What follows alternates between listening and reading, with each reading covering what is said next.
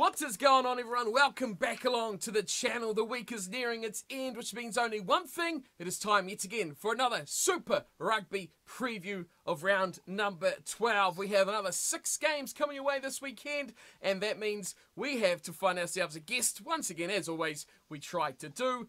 This week, luckily, we've managed to throw out the fishing line and lure in a wild Brett Hartley, who's once again graciously come onto the channel at late notice. So thanks for joining us this late, Brett. I can see you're fully ready for the opening weekend of the Force and their new competition with your Force jersey on. How are you going? And excited to see some rugby coming to your part of the world once again, I see. Yeah, thanks for having me on your channel again, Cornflake. Yeah, I'm extremely excited for tomorrow. World Series Rugby kicks off at NRB Stadium in Perth, the sold-out NRB Stadium. Should be packed to the rafters and with a sea of blue in it, and unfortunately I can't get up to Perth to watch it, but I'm definitely planning to go to one of the World Series games, hopefully the Crusaders later this year when they play the Force, but I'm really looking forward to it. Twiggy Forrest and Matt Hodgson have really tried to do some really innovative things, changing the rules, adding things like power tries, 1-minute scrums, sort of uncontested lineups, you could call it, and it's going to look to be a fun event, and it's good to see that it's actually getting broadcast on Fox Sports here, so I'm going to actually be able to watch it. I thought I'd be watching it in some peculiar streaming site, but no, it's good and looking forward to it. I'm also looking forward to the Super Rugby action on the weekend. Of course, there is still Super Rugby to look forward to as well, to fill your boots with. So that's what we're going to be having a look today at for this weekend's matches. But before we do that, we're going to check out SuperBru, because this week I'm excited about SuperBru because last week I dominated. Now, let me just recap you all. I'm going to look at my match results from last week and recap you all how my picks did for all you doubters out there that say my picks are rubbish. Round 11 was the Hurricanes and the Sunwolves. My pick was the Hurricanes by 29. What was the result? Hurricanes by 28. I deserved more than 1.5 points on that one. The Stormers played next. They're up against the Rebels. And how about this for just a big kick in the guts, really, with the scores at a lead of 9, which was my pick at 80 minutes. The stupid Stormers went and scored another try and won the game by 16, which completely blew my pick out of the water. Of course, we're not going to talk about the Reds and the Lions because no one within their right mind picked that result. But then we'll go to the Blues and the Jaguares, which I had by 4, and the Jaguares won by 7. Sure, another nice little bonus point, but how close do you have to get before we went to the Brumbies and the Crusaders, which I picked the Crusaders win by 12, and what they win by? Oh yes, 13. I wasn't very impressed with the stage because we went to the Highlanders when they were playing away to the Bulls, which the result here was fantastic. The game was brilliant, but I picked the Highlanders by 2. And what did they win by? Yeah, 1.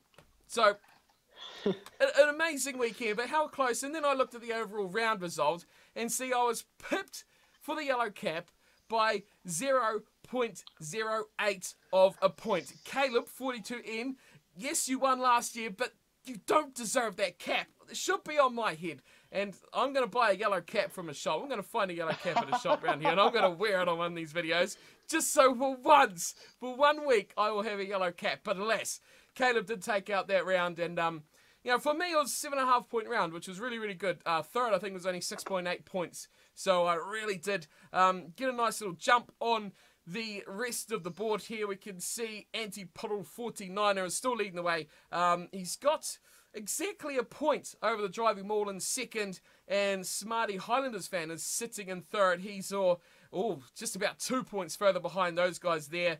We moved down the leaderboard, though, because Brett, let's be fair, we see Caleb down there. He's gone up to 17th, but we're still trailing down here. I've done not badly now. We were neck and neck. I think we were 51st and 52nd last episode. Today, I've rocketed up to 42nd.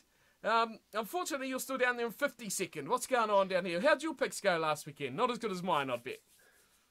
Look, I'm just consistent, man. What you see is what you get. I don't vary 1 week, and then I'm always the same flat line consistency. But nah, I had an alright round of thought. Obviously not very much because I don't think I moved at all. If not, I went down. But I went alright. Just apart from the 2 upsets over the weekend, I think I went alright. I got a couple of margin points. So, I kind of just given up with Subaru. I'm still picky every week, but my goal was to beat you. And if you pick up this miraculous form, I don't know if I have a chance of that anymore, to be honest.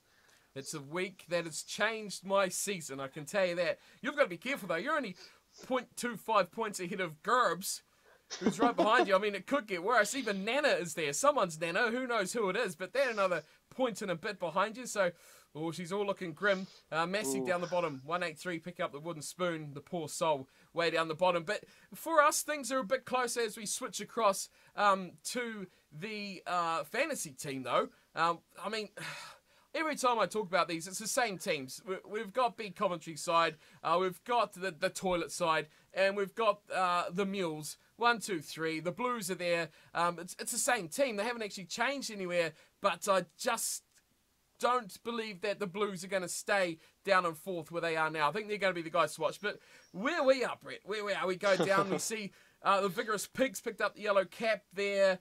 But the All Flakes and the Western Sharks are sitting 33rd and 34th. The battle is well and truly alive here. Now, we're talking a bit about this before we started recording, and I have made one change to my team since round 2, which I brought Buffelli in. That's about all I've done. So, I mean, he was ridiculously good. I should have brought in a Ben Lamb as well if I was really smart, but, I mean, that's big points, isn't it? 2 leading try scorers. Have you done anything to your team since round 2? I mean, that's all I've done, one change. I think either round 2 or round 3 was the last time I changed mine. So I think it probably got some weird plays in there because some players had a bye that week or something. So I have no clue who's in my team right now. And to be honest, I haven't checked it in ages. So good GG to those guys who are still changing their teams. It takes a lot of effort to run a fantasy team, I suppose. But I don't know. I don't really care about it. If I beat you, then that's the main goal, I think. The challenge is on. We're about, it's just under 20 points of difference. You're on 2064.5, I'm 2083.5. So it's pretty close. It's pretty tight. But that's what the predicted was as well. So, it's going to be interesting wrap up for the rest of the season. The predictor's the big one. That's the big prize, though. But there we go. That is SuperBru. Let us all know how your picks are going as well. In the comments below, see if your team, or your picks, I should say, are going as well as ours. If you got as close as mine, that almost yellow cap. I'm seriously going to go buy a yellow cap, I tell you. And I'm going to wear it as well perfectly for these videos. Right. Let's move on. Round 12. Okay, we've got 6 games. The bye sees the Brumbies, the Reds, the Sunwolves out of action. Now, as always, we recap the yellow cap. Oh, the yellow caps, the yellow cards. Oh, yellow caps are on the mind, I tell you that. So the yellow cards, we're sitting at 49 this season. Now, what's your thoughts on this, Brett? 2017, this stage of the season, we had 94. Isn't that remarkable?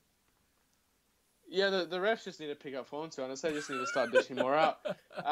The Brumbies Crusaders game really helped us out. We got like 3 or 4 in that game, so that really helped our little quota we have going for Super Rugby. But less cards is always better. It's good to see that they're not giving out as many. There's a few this year that still could have been avoided, rather giving penalties than yellow cards. But yeah, I think this year we've seen less yellow cards and penalties and more just free kicks, which is good. Good for the flow of the game. But yeah, less yellow cards is always good. So yeah, I can't really complain about that. Yeah, it's quite interesting too when we look at some of the stats from the round. Now I've got a bit of a stats list here of the teams that have actually got yellow cards. It's quite interesting, if I can find it down the bottom here. There's 4 teams that have only actually got 1 yellow card. The Lions, the Hurricanes, the Chiefs, and the Sunwolves, which is quite amazing. Last season, everyone had 4 or 5 or 6 heading into the stage of the year. So it's, really keeping it low. We're almost half of what we were last year. So, I guess better games. It's good to see 15 on 15 all times. It does make better matches. It's remarkable how different it is considering the rules and how much they've changed and how strict they are on anything near the head and all that sort of rubbish as well. But it's way less yellow cards, so I guess you got to credit the players, I guess, for making it a bit better and not being so stupid like they obviously were last year. So, right, got 6 matches. Let's take a look at the first one. We're starting off in Rotorua. An interesting place for the Chiefs to take this game. They're up against the Jaguares.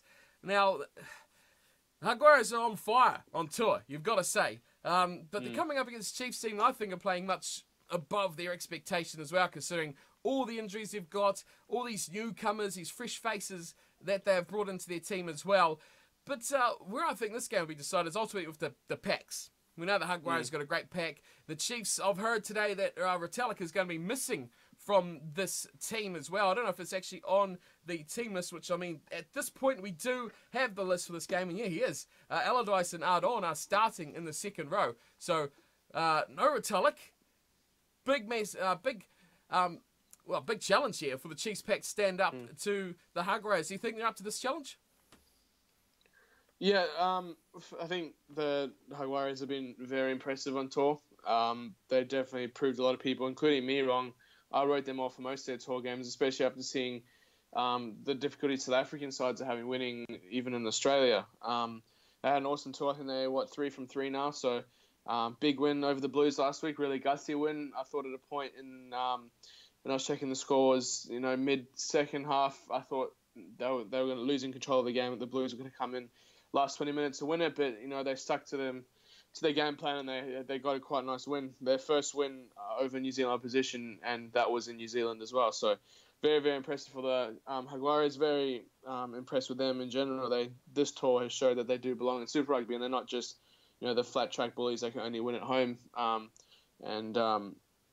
They put themselves in really good stead. They've made sure that they're still actually in playoff contention, which no one really thought at this stage of the season. Even though we're not too far in, no one really thought they would have even a sniff of playoffs. So, no, they've been very good over the last few weeks. Boffelli, who you've talked about quite a bit on your channel, absolute highlight.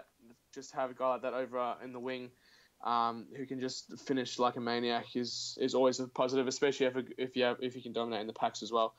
The Chiefs, like you said, definitely a different beast than the Blues. Very good side, performing above what people thought their caliber would be. Guy like Retallick out as well, who is regarded by many as the best lock in the world. Brings a ton of experience. Awesome in the line out. Awesome in the especially defending against driving mauls, which against the Jaguares is essential. But I do think the Chiefs will be quite good. And I think the Chiefs will be too good for the Jags in the end. It's interesting. When we looked at the start of the season in the first few rounds, we talked about that, I think, 7-game run that the Jaguares had at home, which was going to be crucial to whether they had a successful season or not. They didn't really go that well in that period, but this little run of form on the road has really changed them up. And you look at their team, I mean, it's good to be able to do one of these and have a look at the teams for a rare change, but they just have so much talent throughout that whole team. Even look at their bench, and they got players like Alimano and Senatore, Landajo, Gonzalez Iglesias, players like that on the bench, which is just incredible depth of their side. The Chiefs, Damien McKenzie starting, which is a bit of interest about that because of his head knock he received last weekend. A lot of people thinking he should be sitting this one out, but I mean, how can you? A guy like that is a bit of a decisive factor. What I do wonder is how much weather is going to play a part in this match, and do you think it's going to dictate who really gains control? Like we've seen the Jaguares in the rain against the Blues very much in their element in that match as well, and can control a game a lot more than they'd probably like in the dry. Yeah, wet conditions are sort of the traditional Argentinian style of play is paradise. You just keep the ball close. You don't put it through the hands too much unless you swing out wide to look for a try, which is what they did against the Blues, and it was very successful. They're driving more like always, with the guy like Creevy controlling it from the back. Always very successful, always extremely dangerous if you don't know how to defend well. And like I said, with a guy like Retallick, who is so good at sacking mauls close to the line, it's going to be a big challenge for the Chiefs, especially if it is raining, because they can be quite a flashy sort of spectacular side when they have the ball, and if it's raining, that makes it a lot more difficult. But New Zealand team skill levels are so good, and it's what people in New Zealand play rugby in. So I wouldn't put the conditions. I don't think the conditions will sway too much. I think it will sway a little bit towards the Jags, but I think the Chiefs will be able to deal with it. What you got to remember is the last time Damien McKenzie played in a big profile match in the rain was, of course, that Māori All Blacks game versus the Lions, which is probably one that any fan of McKenzie or anyone fan of New Zealand rugby would probably want to forget, because he was absolutely dreadful.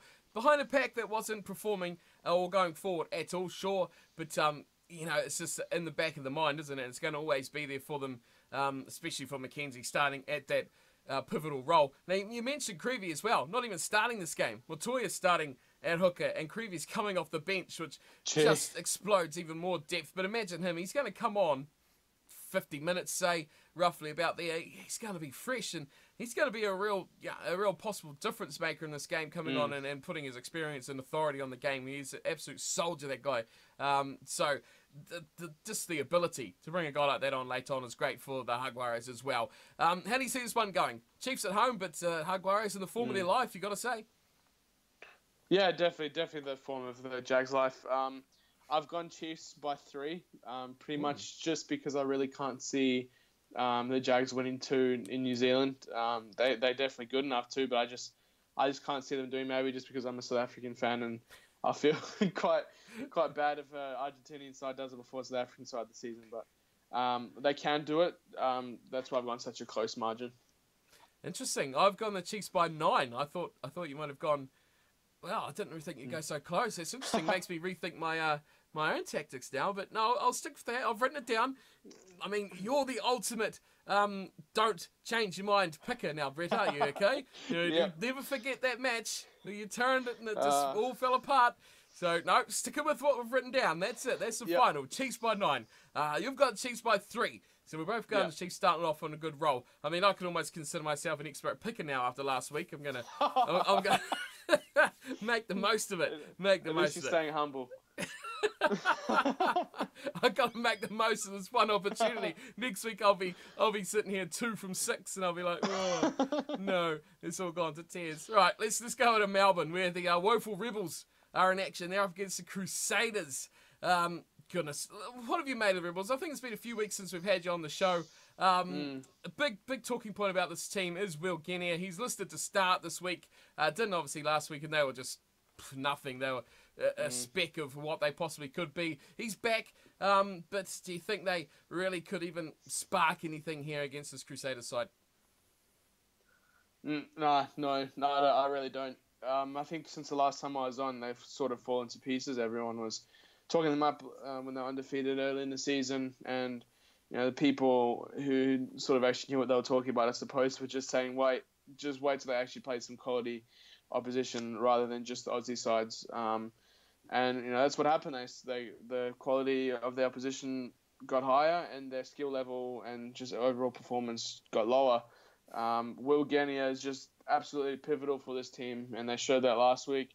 Michael Ruru, I sort of have a good place for him in my heart because he is a former Force player, but he's just no Will Genia. Come in at 9. Last week he actually resorted to throwing a ball at the ref to get some go forward ball, just get a good restart. So it's never good when your 9 starts doing that. But Will Genia, absolutely inspirational player, awesome for the Rebels, and he has been the whole season. So yeah, good to see him back, and good to see that he's got a decent haircut as well. So I just thought I'd chuck that in there. He should make a big difference, but it's not going to be a big enough difference to get them over the Crusaders.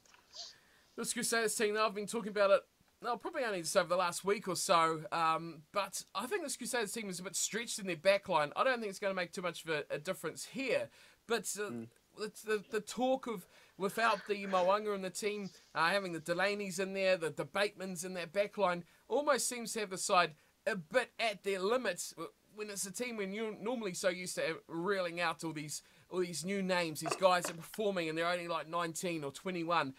Those days the Crusaders seem to be struggling a bit. How much do you think the return, because Moanga is listed to start this weekend, is going to benefit the side who have been good but somewhat treading water to what we normally expect from the Crusaders?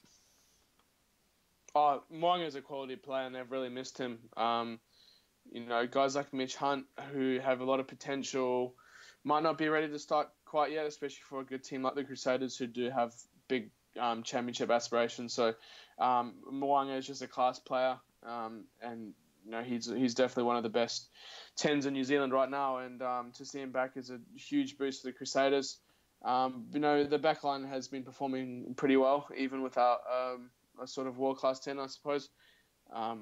But even if what they lack in attack, I think they still have him in defence, which they showed last week, down 2 against the Brumbies for 10 minutes and didn't concede 1 point. So they're definitely up for the challenge, and with a guy like Moanga back, they look even more deadly. It kind of completes your backline, doesn't it, when you fit the Moanga in between the Crotties, the Goodhues, the Tamani Valus, the Havilis. It's just a backline that has just exploded, or can explode, but just with that player who just can control the game, control the tempo, creates, makes a big difference. Of course, Israel Tags can be helpful for 5 or 6 weeks or something. I've heard from that tackle he did receive at the Brumbies game. I mean, the guy's got terrible luck, doesn't he? He's back for 2 weeks. He played, I don't think he played 2 full halves, or probably that at most overall. And he's gone already again. So, I mean, I don't think Crusaders are really going to miss the guy. He struggled.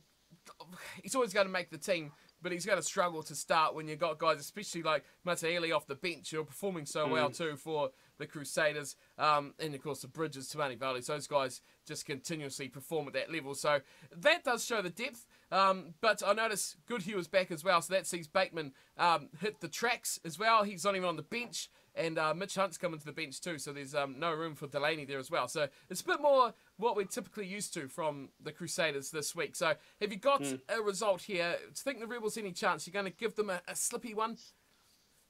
No, not a chance. No, the Crusaders are just far too good for the Rebels. And the Rebels, if the Rebels had a good tour to South Africa, got two wins, or even maybe one bonus point win, and then a losing bonus point, I would have given them a bit more of a chance. But no, they were dreadful in South Africa. And I've even gone conservative and by just going Crusaders by 15, but it could easily be Crusaders by 20, 30 plus. So no, I don't give them an ounce of a chance. No chance at all for the Rebels. Yeah, I think this is a game. The Rebels I think could start this one decently early, but I think they're going to fade away pretty quickly later on as the game continues. The Crusaders just get better and better as the game rolls on. I've gone the Crusaders by 18 points to take this one out by. So I've gone a bit more generous than you have on that one. So a big one coming in for the Crusaders. Okay, right. Let's move on to our next match. We're down to Wellington for the Hurricanes versus the Lions. Wow, aren't the Lions in a bit of a bad place at the moment? But the Hurricanes, they are looking like the threat that we expected from the start. They possibly a winner of this competition. Do you think this match could be a precursor to what we'll see a rematch in the final?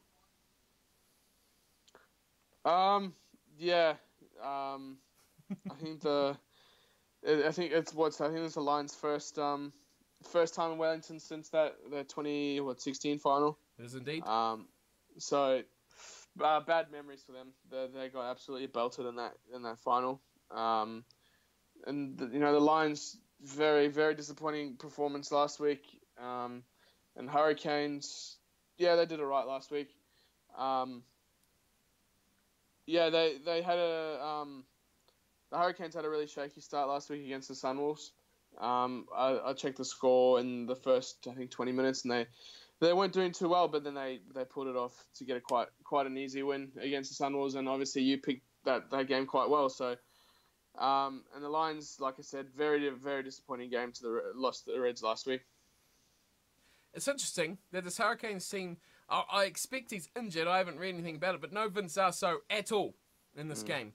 He's not starting. He's not on the bench or anything. So that's huge. So they're going with midfielder Lamape and Proctor, Lamb and Savea on the wings as well. So interesting that he's out where he was easily the best player. I mean, assisted 2 tries, disallowed 2 tries, and then scored 2 tries. Probably the player of the weekend, you have to say, for the Hurricanes. Yeah. But the Lions. Now, 2 questions on the Lions here. What went wrong with the Lions versus the Reds after they smashed the Waratahs, who are the best team in Australia, and then went up against the Reds, who seem to be on a downward slope? What went wrong? I think Brad Thorne happened, to be honest. I've said a couple of times now that I'm a huge fan of the way that Thorne is coaching the Reds. After that game, I actually looked at the stats in that game, and the Lions had 63% of possession in the game. They had much more meters. They had more carries than the Reds. They had more defenders beating the Reds, and they had more clean breaks than the Reds. But they still lost by 1. And they also spent the majority of the second half in the Reds' half. I think like 63% of the time was spent in the Reds' half. So they obviously just couldn't finish very well. And they had all the possession. They had all the breaks. And the Reds, they just kept defending their hearts out. I think it was the same amount of tries at the end, but the Reds still won, which you've seen a couple of occasions with the Reds games this year where they've either scored less tries or scored the same amount of tries as the opposition, but have won just because of their penalty kicks. The Reds are a very gutsy upfront team. They share a lot of personality with Brad Thorne, the way they play. Just big, tough, forward-dominated play. They don't care what the game looks like. They don't care if they score tries. They don't care if they don't have much of a highlight reel, because they realise that actually the most important thing at the end of the day is getting that win. And it was a huge win against the Lions. I think it was 17 unanswered points or something like that to start the game off. And the Lions really struggled to recover from that. They came extremely, extremely close, and I thought the Lions were about to come back. But, the Reds they stuck at it and kept defending, and I had a very good performance at the end, and I'm a huge fan of this Reds team right now. Yeah, they started off with an amazing hiss and roar, didn't they?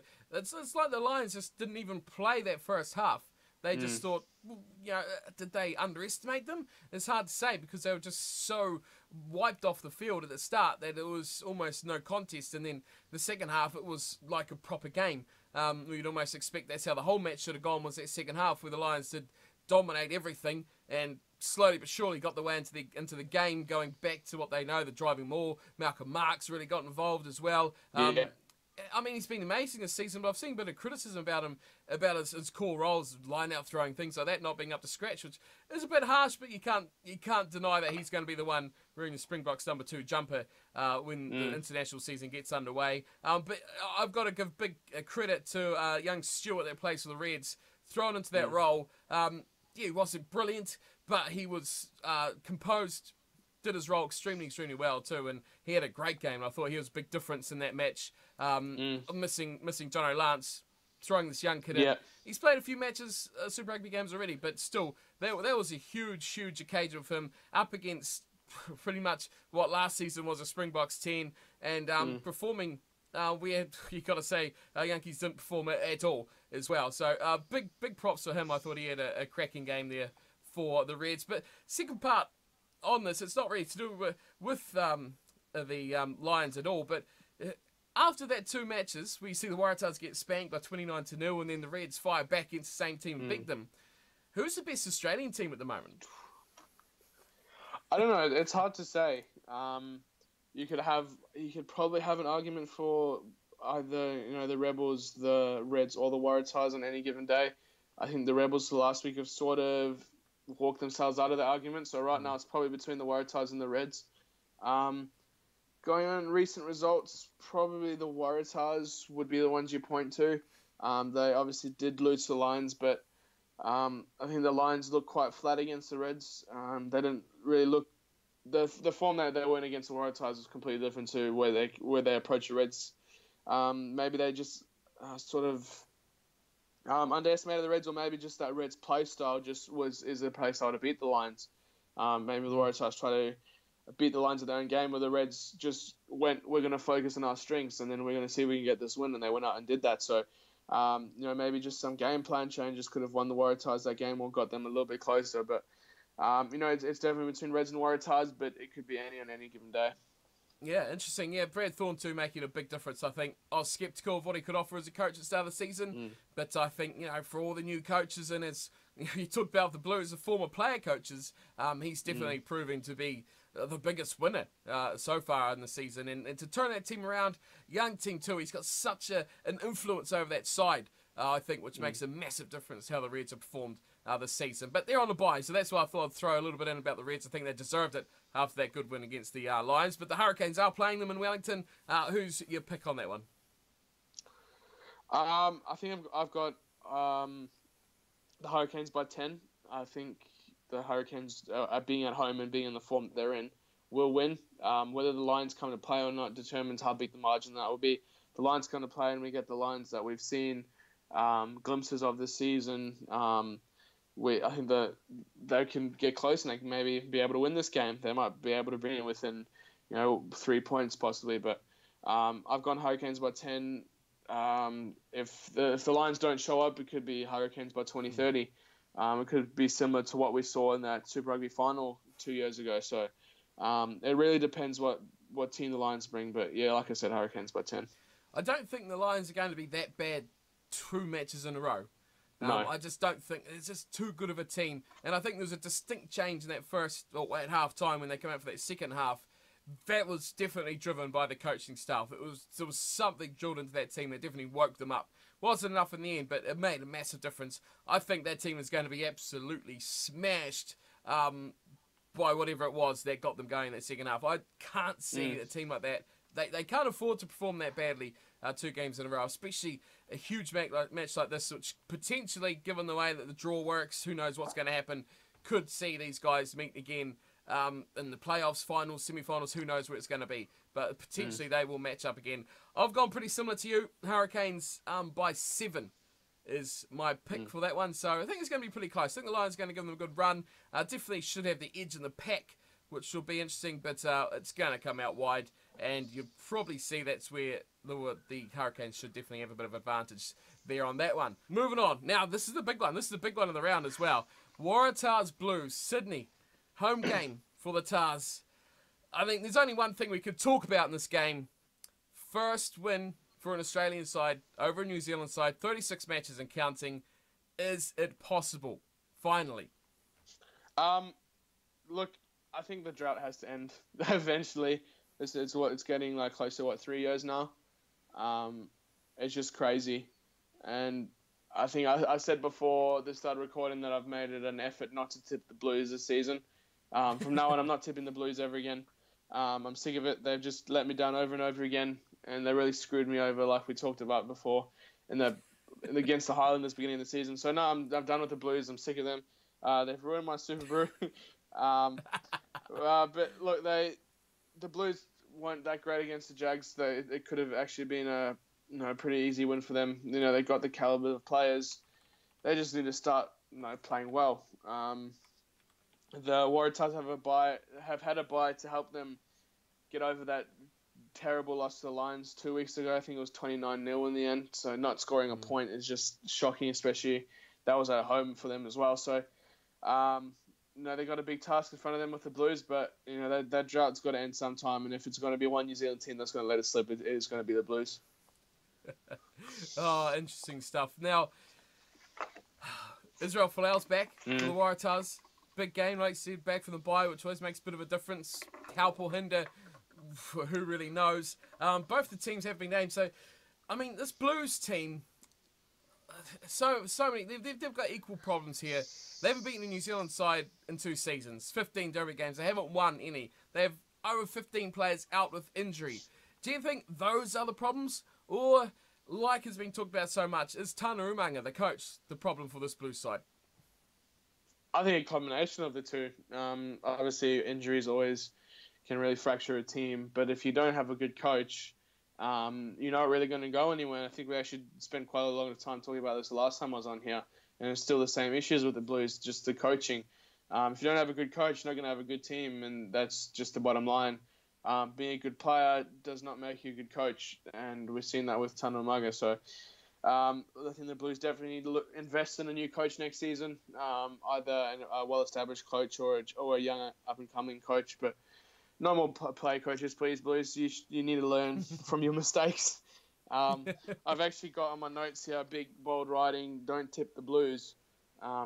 Just to remind me. I might stick that on my wall, so every morning I wake up, I just see that. To be honest, just in case I'm tempted again to tip them, I might just have a big sign flashing lights on my wall. Just don't tip the Blues, Brett. Don't do it. The Blues are just hopeless. They probably deserve to lose to the Waratahs this week, to be honest. Oh dear, poor. Now the interesting thing is with the Blues is the talk is Tana Umanga has re-signed for 3 years already, and no one actually knows about it.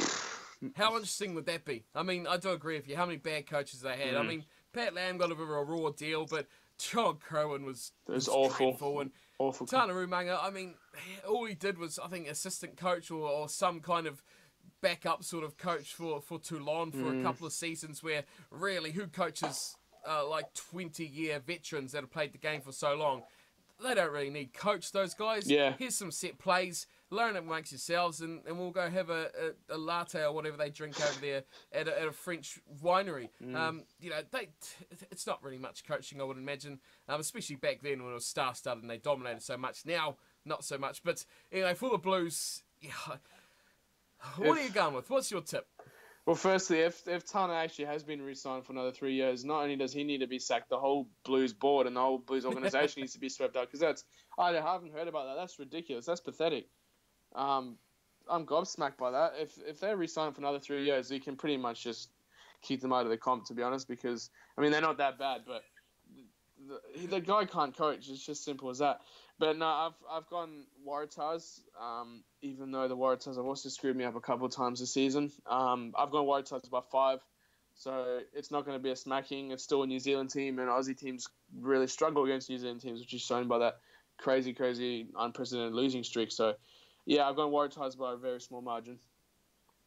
Now, it's neither confirmed or denied whether that is actually true fact about Umaga re-signing, but let's hope not. Who knows?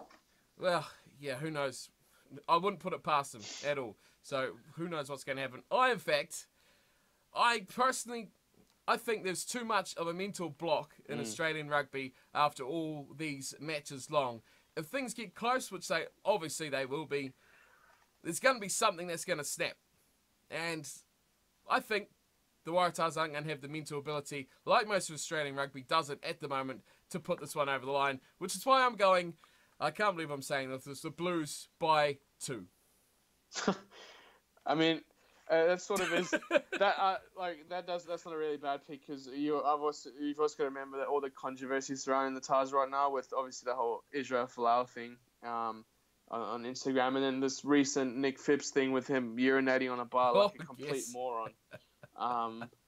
It's just, they're just not in a good, from a PR standpoint, it's an absolute nightmare in Sydney right now. So, that added pressure plus that mental block you're talking about, I could see the Blues winning this easy.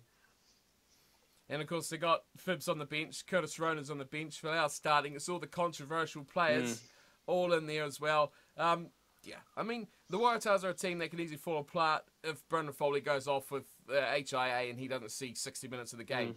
That would be just massive in this game. Whereas the Blues, I mean, they could pretty much lose almost anyone. I mean, Rieko Ioane would be a pretty big loss to that side.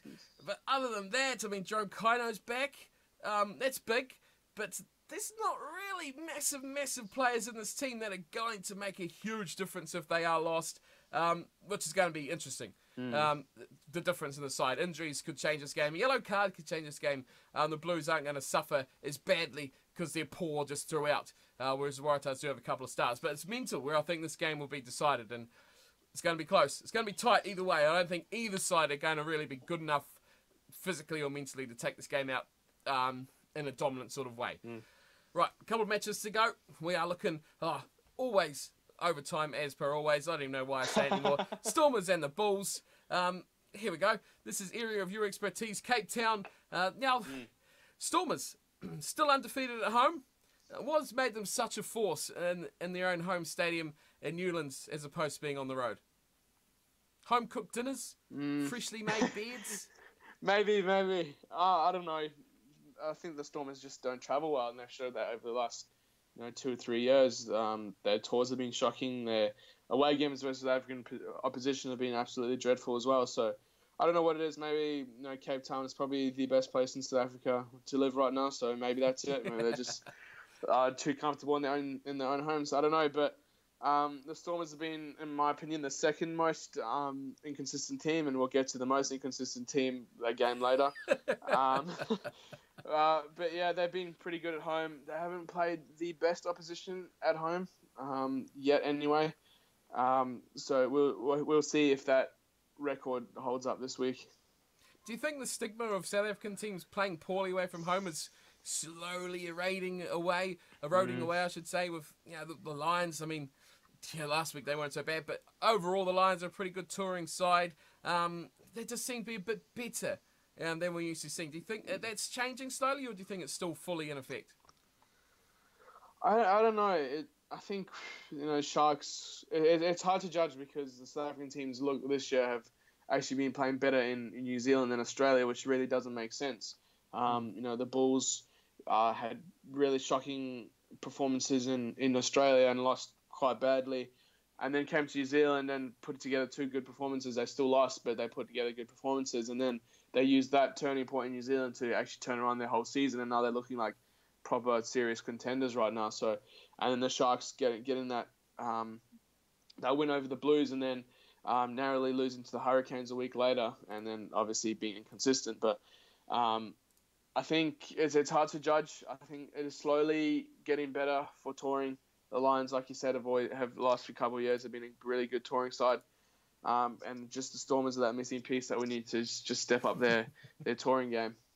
Yeah, that conference is ridiculously tight, isn't it? The Lions are there at the top on 31 points, but you look at the Jaguares are second on 20. The Bulls, technically they should be second on 20 as well, seeing there's a bit of points differential and have played one less game. But Jaguares and Bulls second equal, we'll say, on 20, and then the Stormers and the Sharks are fourth and fifth on 18 points. The Sharks have a game in hand as well. But, I mean, one game could see fifth place Sharks go to second or vice versa. It could change massively in one game. And if the Lions don't keep performing on tour, it could very quickly get close as well as this season draws on. Now, the Bulls are who the Stormers are playing. Now, they're travelling away, but, God, they've got to be wondering why or how they did not win versus the Highlanders last weekend. I think I've seen a bit of criticism about the Bulls, that they were one of the most disappointing sides from last weekend, which I couldn't disagree with any more. I thought they had a fantastic game, and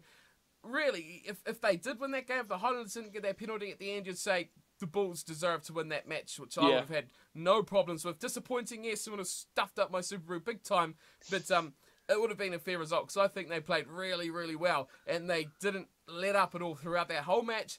They consistently hammered away and were very much, obviously, in it all the way through, chopping, changing leads. They played a great game, and to be critical of that, I think, is far too harsh.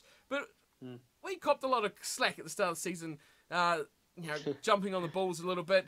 The side didn't promise much, but over the year, we've seen them progress and get better and better. What have you made of them? Do you think they've got prospects to finish the season well and possibly could be contenders coming into playoffs if they can make it?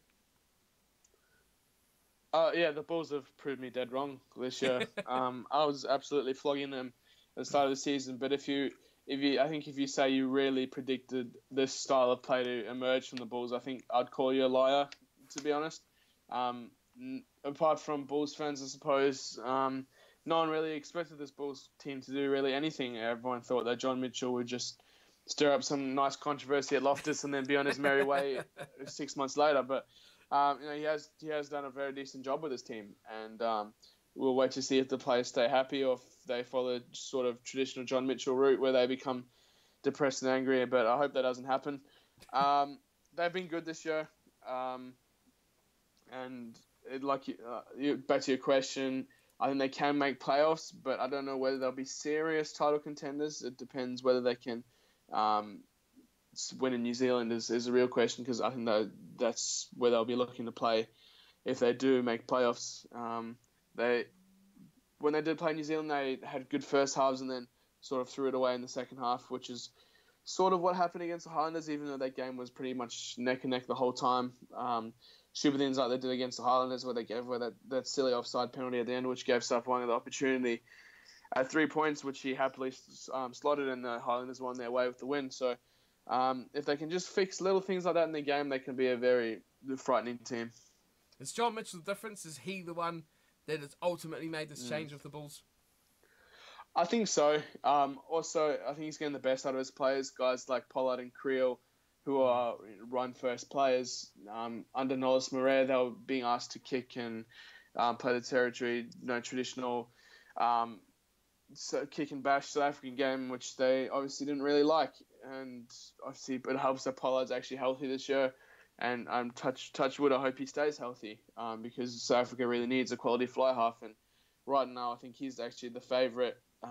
Either him or Robert Dupree are the favourites to wear the 10 jersey, but I think Pollard's actually ahead in that race right now. John Mitchell is just getting the best of his players. He's found a game plan that he likes. He's playing a much more expansive game, and the players are responding to it. So a lot of credit goes to John Mitchell.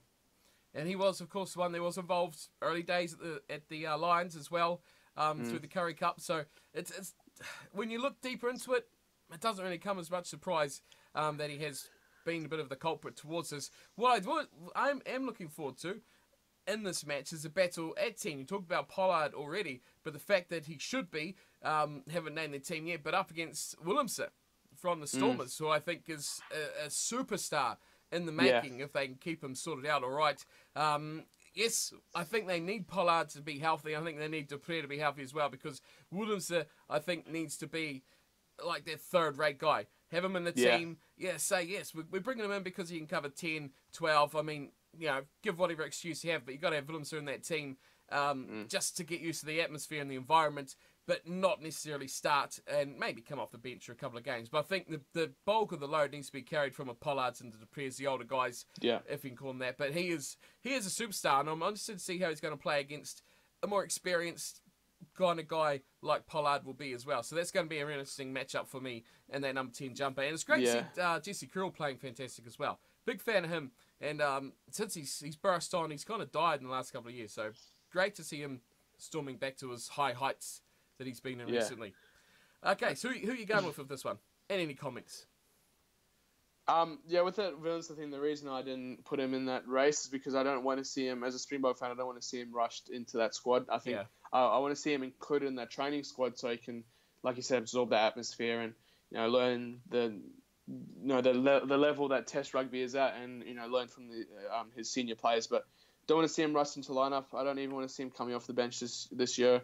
I think South Africa have got a history of rushing young fly halves into their ranks, and I'm sort of suspicious that guys like Pollard and Patrick Lambie were rushed too early, which is why they started to develop injury problems, even though still relatively young. So, with a superstar like Willemse, don't rush him in, and just let him develop, and wait 2-3 years maybe, and then see how he's going then, and then we can start thinking about him in Test contention. Just let him develop nicely, and then we'll see where he goes.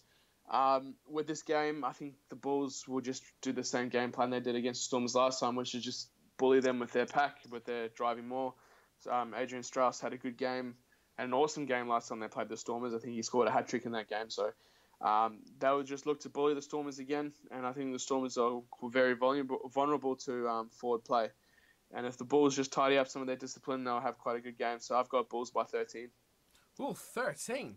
Oh, that is a big, big margin. I do agree with you on Willemse, and I think that's why it's so important that Pollard especially stays healthy this season, so he can take the brunt of that pressure for the starting role. That's interesting on the Bulls, because I found this the toughest one to pick in this weekend's action. It's a massively difficult choice. I've actually gone by the Stormers by 3 points, because the home form. Yeah. It's this season, the home team has won pretty much every game. There's been very, very rarely you've seen an away team win the game. So, I mean, that's a big decider. Evenly matched, I consider the Bulls a better side. I think if this was played at Loftus, like you said, definitely be a Bulls victory. But going Newlands, I think it's just going to be that little edge that the Stormers are going to need to pop this one. Again, wouldn't be surprised if the Bulls won this one. And 13 is definitely possible. They're definitely good enough as well. But, yep, we're going across the border. Home form, that's the winner. Right, let's get on to your team. It's weird how your team is always last. Sharks are playing the Highlanders. They're coming off the bye. You've talked about it already. They're forming, consistent, wishy-washy, call it what you like. What's the story with the Sharks? Well, yeah, it's a pretty good week to have you on. It's your team versus my team. It's too. And I'm not sure how I feel about this game, to be honest. Like I said, the Sharks are the most inconsistent team in the competition. To come back from a tour in New Zealand where you beat the Blues, who are obviously not awesome, but you put a big score on them, and then you narrowly lose the Hurricanes in New Zealand, and you come back and get absolutely belted by the Bulls at home. So. And then they come back the week after that and they put on a huge performance against the Stormers and get a very good result against the Stormers.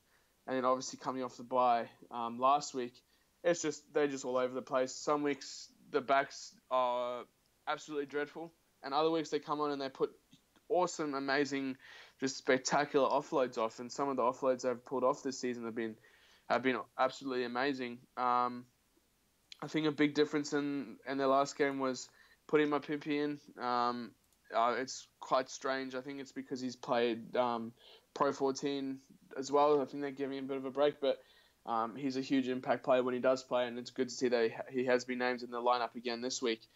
Like I said, just the backs need to come to play, and if they don't, it could turn really ugly. Not looking too confident for your old Sharks.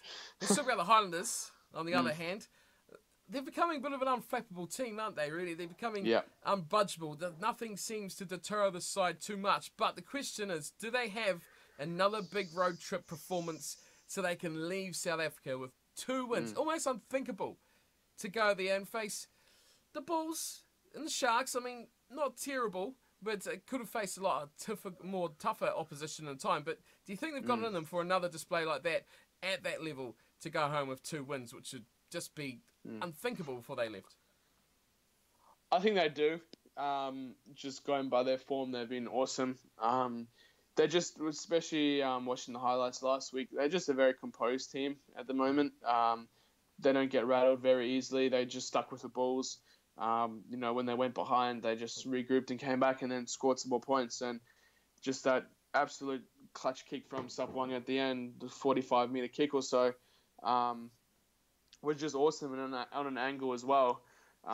Silly penalty by the Bulls, and then Sapwang took the opportunity, like I've already said. So, awesome kick, and they deserve that win. Either team in that game would have deserved that win. So, yeah, I definitely think the Highlanders will win this game.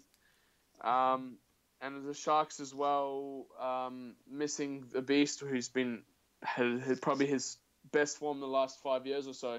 This season has been an awesome form, even running the ball and doing things he hasn't done since his early days. And so no Beast is quite a big loss, especially in the scrum. So they caught up Juan Skuman, who I actually haven't really seen much of. So we'll see, quite a young guy. We'll see how he performs, and he's got quite a lot of weight on his shoulders. So I'm not too confident in my team this week. It's interesting. You think about the Highlanders going on this tour. They must have thought, if we can take 1 win away, that's going to be a good result for us. If we could take 4 points out of the 10, 5 points, grab a losing bonus point there, possibly 2, that would be ultimately what would be a successful tour. Obviously, 0 points or less than that would have been nothing, but the possibility they could go home with 8 points or 9 points is pretty massive for the overall aspect of, for the Highlanders. And when you look at the table for them, they are 4 points behind the Hurricanes now. So that, playing in the mind, they've got the Lions. Possibility that, the Lions could win that match. It is probably a low possibility, but they need to keep this winning streak up, do the Highlanders, to keep up with the leaders in this conference, because they can't go too far back. The Chiefs could overtake them this weekend if they lose as well. They're only a couple of points behind. So it's a cutthroat division in the New Zealand Conference. They can't afford to drop any points here whatsoever. You don't sound confident about your Sharks. Are you picking the Highlanders? Are you going to the dark side? The Sharks are just too inconsistent. They do have it in them the way that they can play. They actually do have it in them to show up and actually win that game. But like I said, I don't have too much confidence in them. I don't think the Highlanders will smash the Sharks if the Sharks actually do turn up to play. I've got the Highlanders by 4, only 4. And I'm hoping for a close game, should I say? How ironic is that? And I think that statement before too was rather apt, considering this will be uploaded on the 4th of May.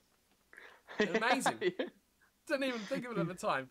We've gone with the same pick, which is almost mind-reading stuff here. I've gone Highlanders by 4 points as well. I'm on a bit of a roll for the May the 4th jokes at the moment. Better stop before they get too bad. We've both got Highlanders.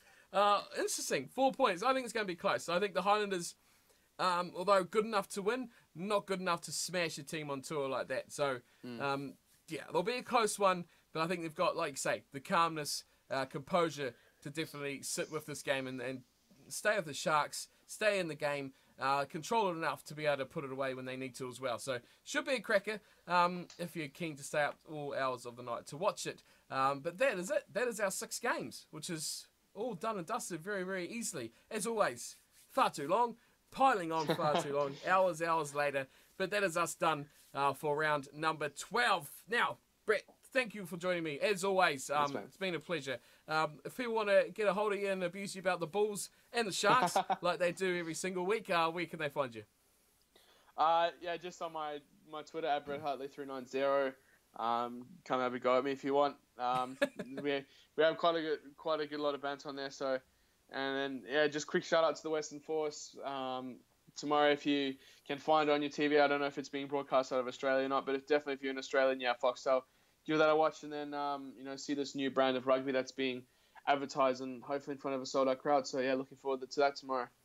Should be very, very good indeed. That is us done for today. Thank you for tuning and watching. Let us know what your thoughts are on the matches in the comments below, as per always.